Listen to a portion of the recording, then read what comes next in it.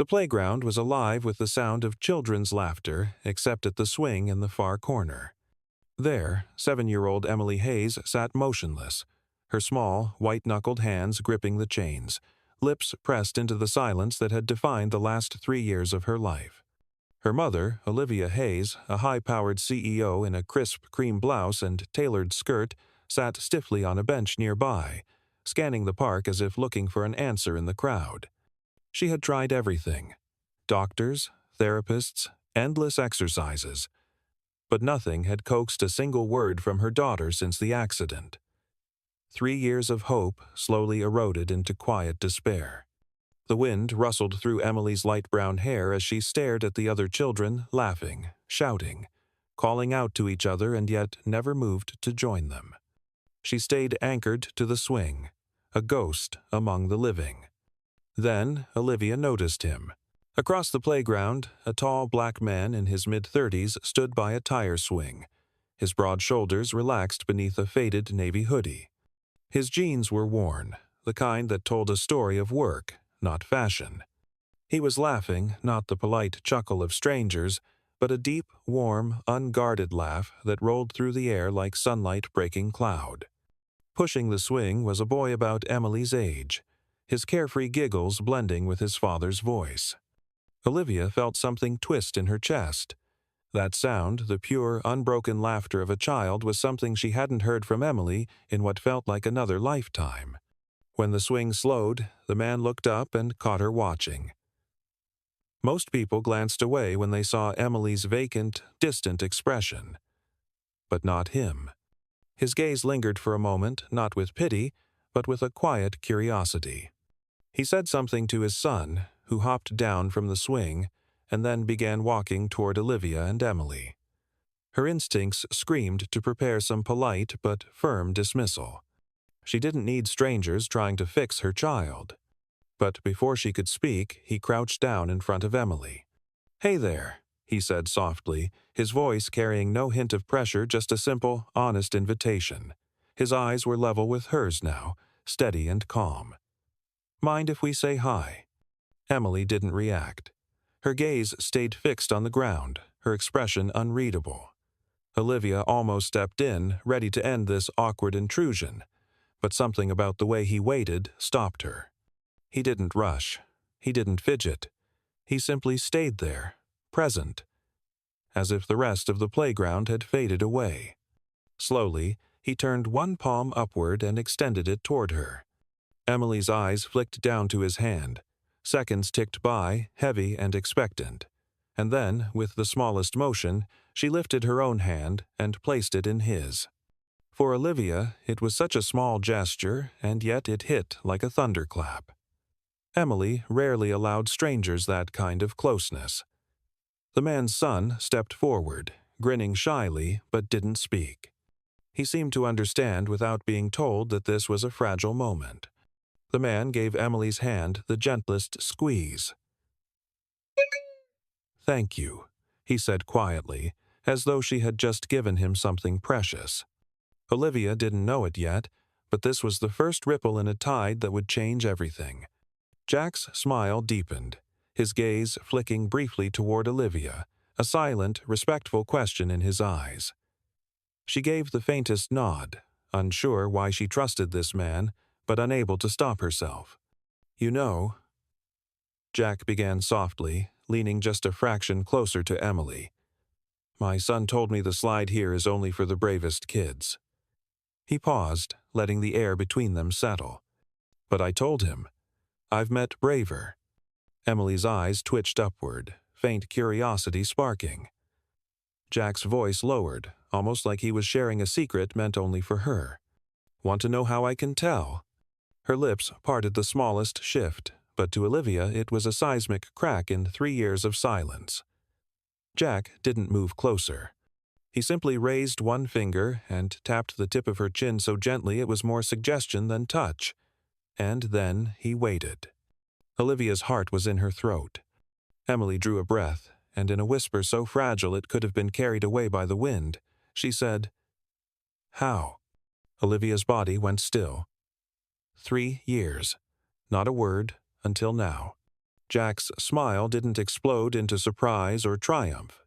Instead, it curved slowly, like he'd known all along this was how it would happen. His eyes softened, but his tone stayed warm and steady. "Because," he said, "brave kids don't need to be the loudest. They just speak when it matters." Emily's fingers tightened around the swing chains. She blinked at him as if testing his words for weight. Then, with a hesitant breath, she asked, "What's your name?" Olivia's chest tightened, and it wasn't just from the sound of Emily's voice, it was from the way she was leaning forward now, eyes fixed on this stranger like he was the only one who'd been able to see her. Jack chuckled, low and unhurried. "I'm Jack," he said, nodding toward the boy beside him. "And this is my son, Mason." The boy gave a small wave, hair ruffled by the breeze, his shy grin barely there. Emily looked at Mason, then back at Jack, as if deciding whether to trust him with her own name. Her lips moved slowly, carefully, but the words came. "I'm Emily." Jack's smile warmed, the kind of smile that told Olivia he wasn't just being polite, he felt the moment too. "Nice to meet you, Emily," he said gently. "Now, can I tell you a secret about this playground?" Emily nodded, almost imperceptibly. Jack leaned in slightly, his tone dipping into a whisper. "The best slide here? Not that big one over there." His eyes flicked toward the towering metal slide at the far end. "Nope. It's the little one behind the sandbox. The sun hits it just right, makes it faster." Emily's eyebrows lifted. That spark, genuine, unguarded curiosity lit her face in a way Olivia hadn't seen in years. Jack pulled back just enough to see her reaction, but didn't push further. He simply waited, letting her decide if she wanted to know more. For Olivia, it wasn't just that Emily had spoken. It was that she had wanted to. And somehow, in the middle of a noisy playground, with the world going on as if nothing had changed, everything for Olivia had shifted. "Want to try it?" Jack asked, his voice light, almost playful. Emily glanced toward Olivia, eyes wide, seeking permission in the only way she knew how. Olivia swallowed the lump in her throat and managed a soft, "Go ahead, sweetie." Jack didn't reach for Emily's hand, didn't guide her like she was something fragile that might break. Instead, he simply walked beside her, letting her set the pace. Mason darted ahead, pointing toward the little slide behind the sandbox. "This way," he called, his voice bubbling with energy. Emily followed, her steps careful but determined, each one a quiet victory. From the bench, Olivia watched them disappear from view. She sat there a moment longer, frozen, the sound of faint laughter drifting back to her. Her hands were shaking, not just from the shock of hearing Emily's voice, but from the realization of how easily this man had reached her. And she still didn't know who he was. When they returned minutes later, Emily's cheeks were pink, her eyes brighter than Olivia had seen in years. She climbed back onto the swing, her lips tugging upward into something Olivia hadn't dared dream of a real smile. Jack leaned toward her, speaking quietly. "She's got a lot to say," he said, a faint glimmer of knowing in his tone. Olivia's voice came out raw. "How did you do that?" He gave a small shrug, but his eyes betrayed something deeper, a shadow, a story he wasn't ready to hand over. "Sometimes, kindness is the only language people understand." Before she could respond, Mason tugged at his sleeve. Jack straightened, turning as if to leave. But something in Olivia's chest clenched. Number, she couldn't let him walk away. "Jack, wait." He paused. Mason's small hand was still tucked into his, the breeze pulling at the edges of Jack's faded hoodie. For a heartbeat, Olivia thought she saw hesitation flash in his eyes. She took a step forward, the words tangled in her throat. "Would you maybe have a coffee with us? My treat." She hesitated, her voice cracking as she added, "I haven't heard her speak in 3 years." Jack's jaw tightened just slightly, his gaze dropping to Mason before coming back to her. "We don't usually do coffee shops," he said after a beat, "but there's a little diner on Oak Street." There was something unspoken in his tone, not a refusal, but not an eager yes either. Olivia nodded quickly, afraid he might change his mind. "We'll meet you there?" He gave a faint smile, almost reluctant, and glanced toward Mason. "Yeah, sure." As they walked away, Olivia stood still for a long moment, the swing chains creaking beside Emily. Her mind spun with questions. Who was he? How had he known exactly what to say? And why did it feel like this wasn't the first time Jack had pulled someone back from silence? Emily was still smiling, kicking her feet gently. "Mom," she said softly. Olivia turned sharply. "Yes, baby? Can we go now?" For the first time in years, Olivia heard eagerness in her daughter's voice, and she knew they weren't just going to a diner. They were stepping into something bigger. "It's quiet," Jack said simply, glancing out the window as though the noise of the playground had already been left behind. Olivia nodded quickly. "Perfect, I'll follow you." Emily's eyes lit up in a way Olivia hadn't seen in years. "Can Mason come in our car?" she asked, the words spilling out as if they'd been waiting for release. Jack smiled that same grounding, steady smile. "Maybe another time, kiddo. Today, we'll ride together." 15 minutes later, Olivia pulled into the lot of a small retro diner on Oak Street, red vinyl booths, chrome trim, and the warm smell of fresh pie hanging in the air. Inside, Mason slid into the booth across from Emily. Olivia caught herself staring. Her daughter was leaning forward, whispering something to him. Her posture was open, her face animated. It was the kind of easy connection Olivia had thought was gone forever. Jack ordered a plain black coffee. Olivia noticed his hand scarred, calloused, but steady. When he shifted in his seat, there was the faintest limp, like an echo of some old injury. "How did you know what to say to her?" she asked finally, careful not to let it sound like an interrogation. Jack's gaze dropped to his coffee. "My sister stopped talking when we were kids. After our dad left, everyone thought she was broken. She wasn't. She just didn't trust people anymore." Olivia's voice was quiet. "And you got her to talk?" His lips twitched, almost a smile. "I didn't get her to do anything. I just listened until she wanted to answer." He glanced toward Emily, who was now giggling with Mason over some private joke. "Kids know who's safe." Emily laughed, really laughed, and the sound hit Olivia like a soft ache in her chest. She couldn't remember the last time she'd heard it. The waitress came by with refills. Jack reached for his cup, and his sleeve slid back just far enough for Olivia to see it. A thin, faded hospital band still wrapped around his wrist. The plastic was frayed, the print worn down to faint smudges. Olivia frowned. "Were you recently in the hospital?" Jack pulled his sleeve back down, a faint shift in his shoulders. "Something like that." There was a weight in his voice too much to ignore. Olivia made a silent decision right then.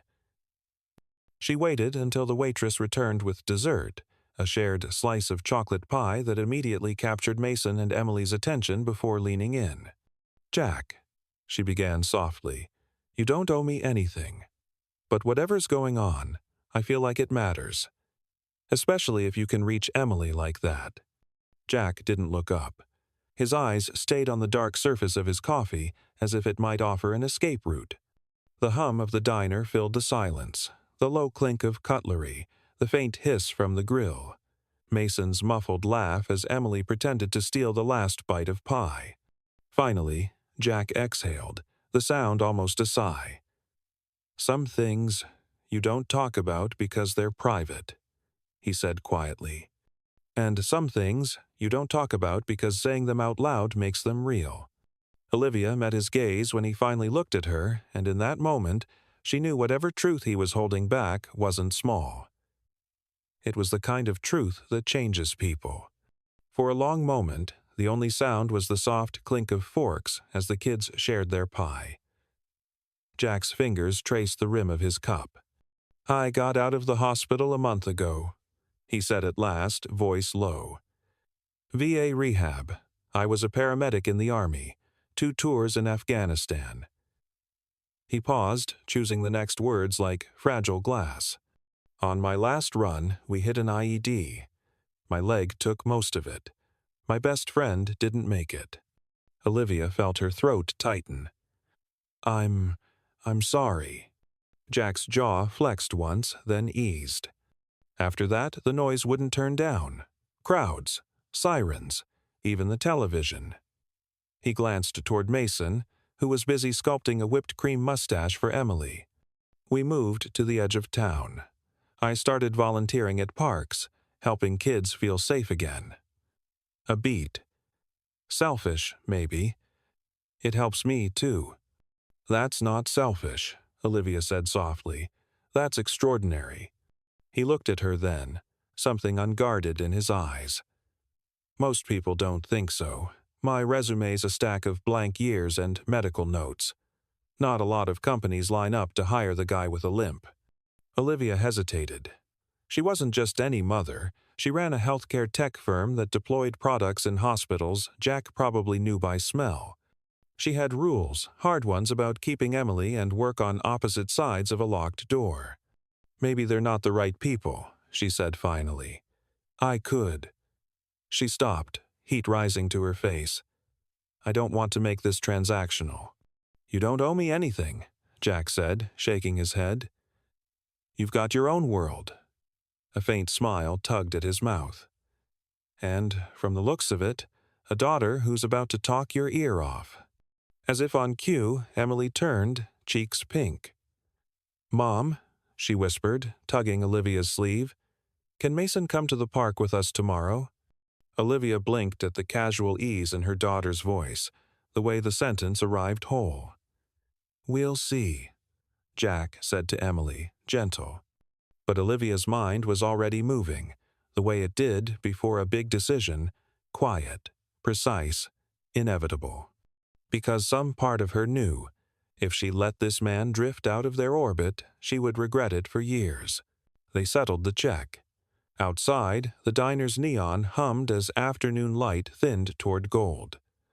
Olivia shook Jack's hand, warm, steady, and thanked him, meaning it with a depth that didn't fit into words. Mason bumped shoulders with Emily like a promise, then hurried to catch his dad. They parted at the curb with a wave and a look that said tomorrow. The next morning, Olivia woke to a sound she had not heard in 3 years. Humming. Not a song she recognized, just a soft, content thread of notes, rising and falling from Emily's room. She stood in the hallway and let it fill the house, a small, bright thing unspooling in the quiet. At the park, the light was cooler, the air clean after an overnight breeze. Jack arrived in the faded hoodie, Mason at his side with a soccer ball scuffed to honesty. There was no ceremony. They slipped into a rhythm that felt prefigured kids darting toward the slide, adults keeping a respectful distance. Jack walked without hurry. The limp was there, but it did not define the space around him. They talked in pockets, between laughter and the slap of sneakers on rubber matting. He asked about Emily's favorite books. Olivia asked what helped Mason sleep after loud days. Jack shared small, useful truths, how routine builds courage, how choice shrinks fear. Olivia kept filing them away, not as a CEO, but as a mother relearning hope. On the bench, she pulled out her phone, hesitated, and then flipped it face down. "We have a program," she said carefully, "for community health partners. Trauma-informed coaching, paid pilot sites. If you ever wanted. I mean, only if it's right." Jack considered, eyes on the kids. "I want whatever keeps him steady," he said, "and her." He nodded toward Emily, who was telling Mason quiet but animated exactly how the sun made the small slide faster. Olivia smiled. "Then, maybe we build something that does both." A gust moved through the trees, scattering light. Emily ran back, breathless, hair wild. She pressed something into Jack's hand, a plastic bracelet from the prize machine, translucent blue. "For you," she said. Jack looked at it like it was glass from the ocean. "Thank you," he said. He slipped it on, just above the faded hospital band he hadn't removed. The contrast old pain, new promise sat side by side on his wrist. He glanced at Olivia. "I guess we've got plans." "Yeah," she said, feeling the shape of a future click into place. "We do?" Across the playground, a child fell, cried out.